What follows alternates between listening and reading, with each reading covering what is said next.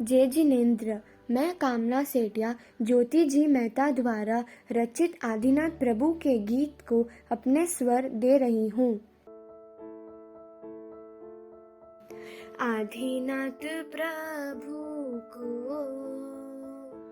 मैंने तो अपना माना, तेरे ही ध्यान में मैंने तो जीवन जाना। मामरू देवी के तुम हो लाल प्यारे, नाभि राजा तुमको ऋषभ कह पुकारे। तेरे नामकरण पर देवों का हुआ आना, तेरे ही ध्यान में मैंने तो जीवन जाना। यौवन अवस्था में ब्याह तुमने रचाया, दो दो कन्या को पत्नी रूप में पाया। प्रथम ब्याह का प्रसंग जग को तेरा दिखलाना,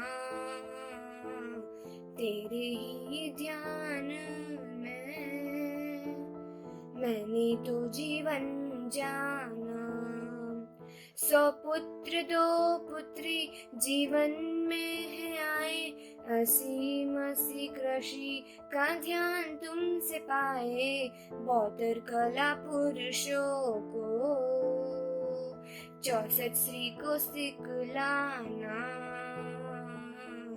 तेरे ही ध्यान में मैंने तो जीवन जाना। तेरा माह के तप करी कठिन साधना, इक्षुरस से तुमको श्रेयांस कराए पारना।